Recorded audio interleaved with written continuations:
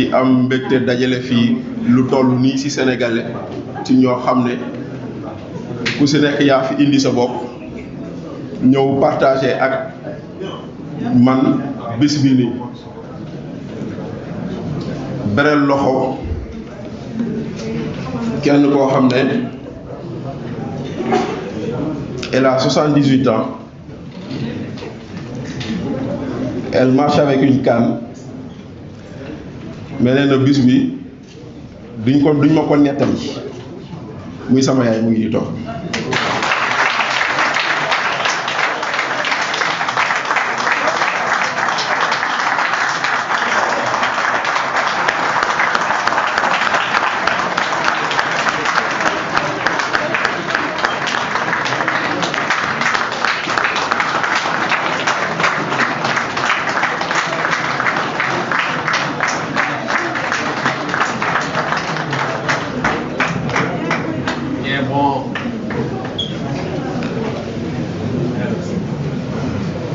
Professeur Mbaye Thiam a raison.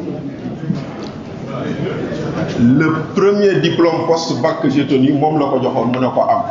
J'ai toujours la photo avec moi. Mais maa ngi gërëm ñi teew fii ñëpp. Maa ngi nuyu sama ancien patron monsieur le ministre Birame Faye. Quand je fus recruté à l'EBAD, à l'AEMO pardon, par appel à candidature, il a subi toutes les pressions de ses partisans pour lui dire Bachir est incontrôlable lu tax nga koy jël.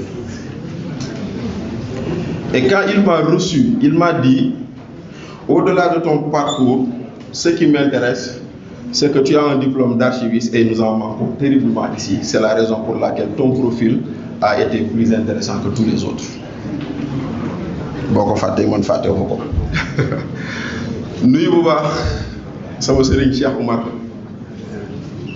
bu ma yàlla mayee ma dem Tivaouane ñu ubbi raw de sëñ Babacar si dugal ma fa Cheikh Oumar si moom ma ko defal. Merci beaucoup. maa ngi nuyu sama mbokk waa Caaroy bi ñun waa Caaroy ragal bi jéggi raay. waaw maa ngi nuyu tonton Adama Mar ba Caaroy géej la jógee. tonton Adama liggéey moo yóbbuwoon sama yaay Caaroy mais tuddee na ko doom boo xam ne dem na sëyi tey. te kóllëre ba mu jàppoon ba tey fàttewu ko. Merci tonton. di nuyu bu baax ñëpp ñu fi ñëw fi tey ci bis bii nii. mbir mi nag méttiwul lu tax méttiwul dafa am lu tege ci table bi lu ñuy waxtaanee ku nekk naan yaa ma ne woon mani la te nag ñu bëggoon génn ci yaa ma ne woon mani la bi ñu ne nañ dem gëstu lu xew nañ ko xool lan moo ko jur fan la soqeekoo fan la déparé ba fan la egg luñ ci def nag buñ ko mënee def ndax dafa am ñoo xam ne dañ ñu see dimbali ci salle bii rek am na ñett nit ñoo xam ne pour faire ce travail je les ai interviewés. Je veux citer d'abord le ministre Thierno Alassane Sall, je veux citer Baba Diallo, ancien directeur général de l'ASER mu ngi ni toog maa ngi koy nuyu bu baax di ko gërëm bu baax, et je veux citer également le docteur Samba Faye qui est le porte-parole du parti République des Valeurs. ñoom ñëpp ils ont accepté waxtaan ak ñun ci mbir mi nii te am na koo xam ne ci salle bi bu ma ko xamoon dinaa ko doon seeti ndaxte pendant 10 ans ndekete xam naa ko, il était membre du conseil de surveillance de l'ASER. Je veux nommer Cheikh Ndiaye, ancien coordinateur général du Trésor mu ngi fi toog parce que bu ma xamoon ni yaa ngi bind li dinaa la doon seeti dinañ doon waxtaan. Donc mbir mi c'est simple, aveu signé, daté et envoyé un livre de faits, parce que quand les opinions divergent, la seule chose sur laquelle nous pouvons nous entendre, ce sont les faits. Et nous avons cherché à connaître les faits. C'est un livre de preuves. C'est un livre sur une promesse républicaine trahie, sur un marché colossal, avec des échecs qui obligent à regarder en face notre manière de protéger l'intérêt général. Ce livre est né d'une simple question, une question peut-être brutale, mais une question impossible à esquiver. Et elle est celle-ci. Comment a-t-on pu dans un marché de 92 milliards, décaisser 37 milliards, équivalent à 40% du marché, et qu'on en soit à la date du 19 décembre 2025 à 25 villages électrifiés sur 1740 annoncés. C'est à cette question que nous avons cherché à répondre et le ratio nous donne 1,5% d'exécution du marché. Et cette date du 11 juin n'est pas fortuite dans cette histoire. Parce que le 11 juin 2024, nous sommes le 11 juin 2026, c'est le 11 juin 2024 qu'on avait décaissé 37 milliards. 2 ans après, à la dernière conférence de presse du directeur général de l'ASER, on dit qu'on a électrifié 40 villages. 40 villages que nous ne voyons pas. Donc 2 ans après le décaissement, xaalis bi nee na mër nu ko Badara Gadiaga doon waxee ana xaalis bi nee na mër. Voilà. Donc, et pour répondre à cette question, comment en est-on arrivé à cela? Nous avons regardé les documents, nous avons regardé les rapports, nous avons regardé les décisions de justice, nous avons regardé les communications publiques des différents intervenants, nous avons regardé des échanges internes. Certains vont me demander, ouais, mais boy, il faut que je le. Bon, je vais faire simple. Il y a une partie de ces documents qui se trouvent ici. Et ça, j'étais un jour dans un café et quelqu'un m'appelle. C'est vous, monsieur Fofana? Oui. Bon, j'ai pour vous un colis. J'ai dit, ah bon, c'est quoi? Il me dit, non, attendez, j'arrive. Quelqu'un m'a chargé de vous remettre ces documents. C'est qui? Je ne sais pas. Donc, j'ai regardé. Et la première chose, c'est d'abord de vérifier l'authenticité. Vérifier l'authenticité d'abord pour voir est-ce que les documents sont exacts, est-ce que c'est de vrais documents avant de pouvoir les utiliser. Et la deuxième chose, c'est de creuser. Et nous avons creusé avec d'autres et d'autres et d'autres pour arriver à ce résultat. Et cela, pour vous dire que ça, c'est juste une partie de celle des documents qui ont été utilisés. Car pour faire ce travail, il nous a pas fallu pas moins de 600 pages de documents que nous avons lus, relus, analysés, synthétisés. Il nous a fallu pas moins de 50 heures de vidéos que nous avons consultées. Toutes les déclarations publiques de tous les intervenants dans cette affaire, nous avons pris le soin de les regarder, de les suivre et d'en tirer l'essentiel pour faire ce travail que nous vous présentons.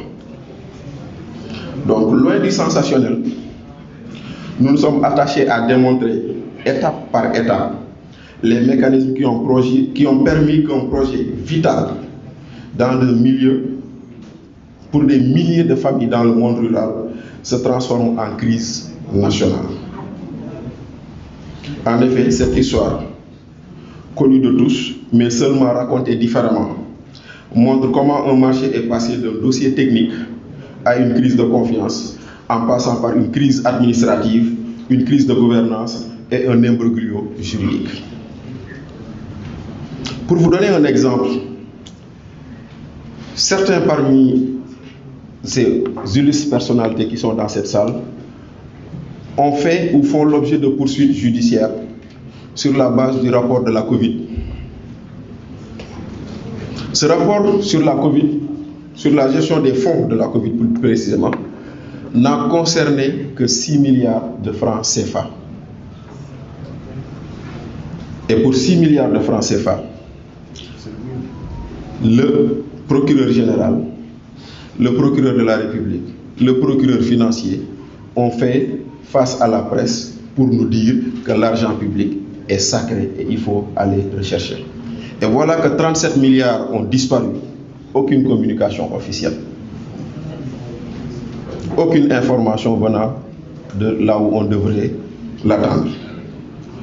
Et ça interroge forcément sur la sélectivité avec laquelle on mène certains dossiers.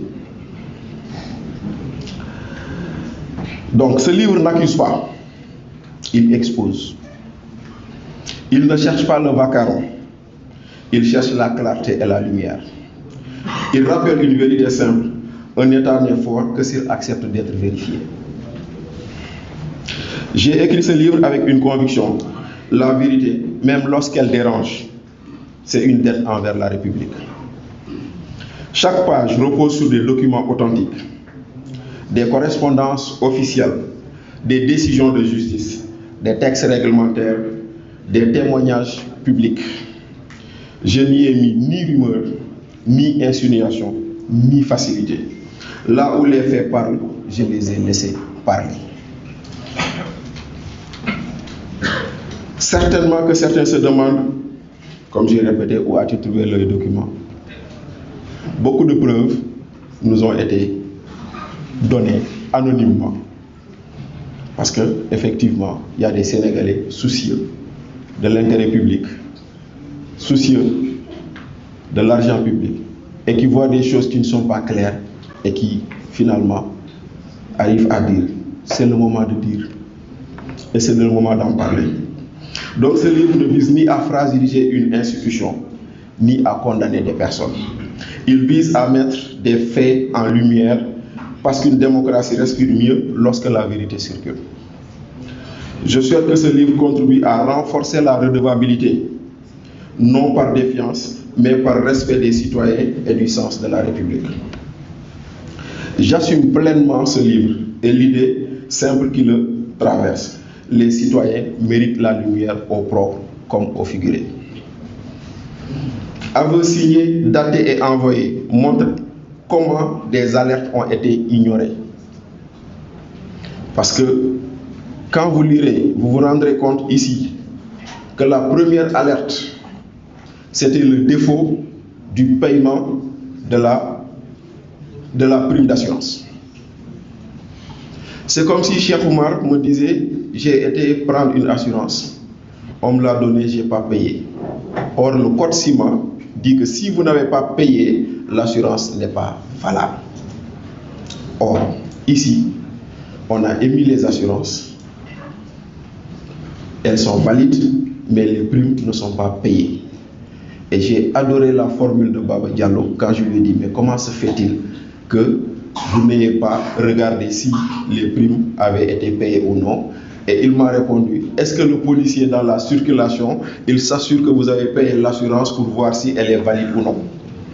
Donc, à mon niveau, en tant que DG de Laser, je n'avais pas pour vocation de vérifier est-ce que la prime était payée ou non. Or, celui qui devait le faire, le ministère des Finances, à travers la Direction nationale des assurances, ne l'a pas fait. Et l'argent public qui était supposé électrifier des villages du Wassadou à Ousmane, qui était supposé électrifier des villages à Kermouki, qui était supposé électrifier Delbi, de Seigne Khadim Mbacké ici présent, et cet argent-là a servi à payer la prime d'assurance, la caution. Ça, c'est la première anomalie que tout le monde a vue et personne n'a rien dit. On continue pour nous dire que le marché a été renégocié parce qu'il y avait surfacturation.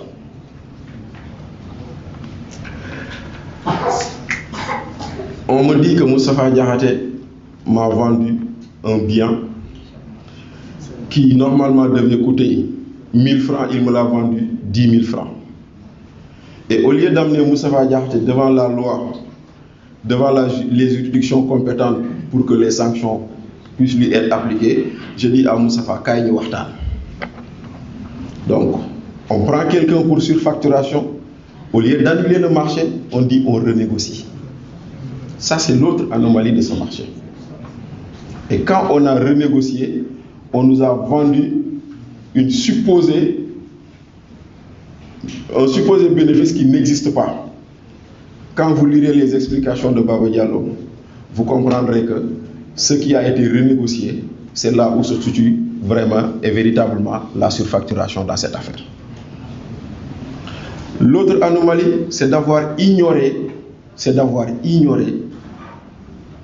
le régulateur des marchés publics. Dans cette salle, Il y a M. Omar Sarr que je salue respectueusement. Il a été conseiller juridique du directeur de l'ARMP. Il a été directeur de la formation et de la directeur des affaires juridiques, je crois. Il a été secrétaire général à l'APIX. C'est un ancien magistrat et il a pris sa retraite comme inspecteur général d'État. M. Sarr fait partie de ceux qui ont écrit beaucoup de textes sur les marchés publics. Il connaît la valeur de ce qu'est un régulateur. Et pour la première fois dans ce pays, une autorité contractante refuse de déférer aux injonctions d'un régulateur. Et nous l'avons vu dans ce marché. Quand le marché a été porté à l'ARCOP, l'ASER a refusé de répondre aux demandes de l'ARCOP. Dans une administration normale, cela n'aurait jamais dû exister. Et on finit par l'autre dérive, c'est quand le dossier atterrit à la Cour suprême. Vous serez surpris de voir que d'abord, la Cour suprême a statué sur un marché provisoire. Or, la Cour suprême n'a compétence que sur des marchés définitifs, sur des décisions définitives, pas sur une décision provisoire. Ça, c'est la première anomalie. La deuxième, c'est que nous sommes dans un cadre d'un contentieux administratif. Au lieu que la chambre civile et commerciale hérite du dossier, au lieu que la chambre administrative hérite du dossier, elle a été dessaisie au profit de la chambre civile et commerciale. Donc c'est comme si on demandait à un juge pénal de statuer sur un cas de divorce.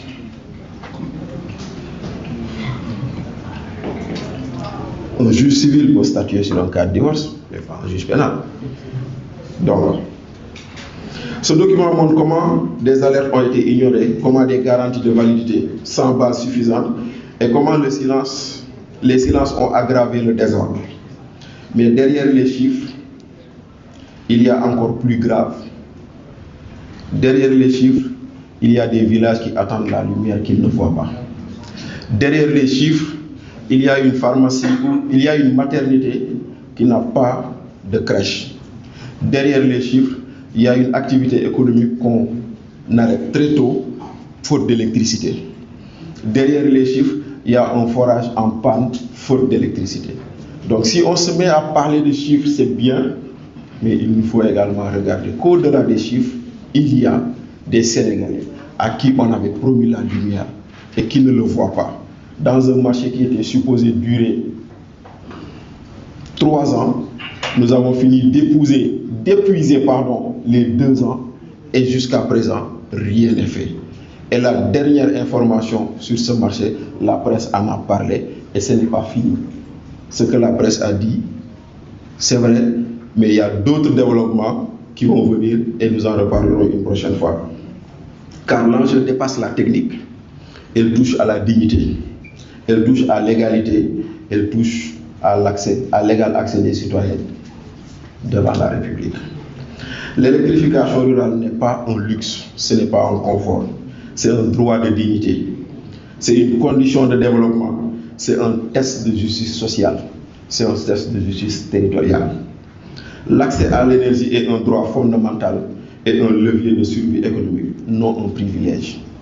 J'aime souvent dire, quand j'étais à l'AME, que quand vous vous plaignez d'une facture chère d'électricité, pensez à ceux qui n'ont pas d'électricité. Quand vous dites que la Sénélec nous vole, pensez à ceux qui s'illuminent avec une lampe torche ou avec le feu de bois. Aujourd'hui, je publie ce livre avec humilité et responsabilité. Humilité parce que nul ne détient toute la vérité. Responsabilité parce que les faits réunis imposent d'être partagés.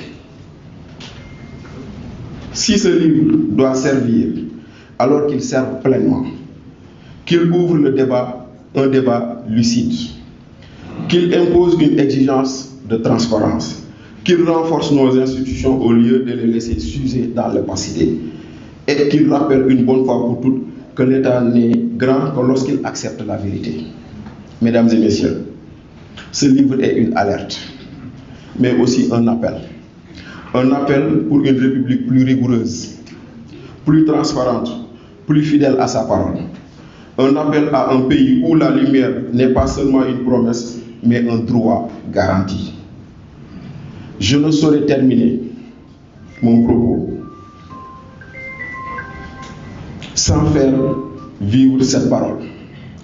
Je vous remercie surtout de continuer à croire encore qu'aucune démocratie ne tient durablement sans vérité, sans contrôle et sans courage. Je vous souhaite à tous bonne lecture et nous vous attendons pour le débat. Je vous remercie.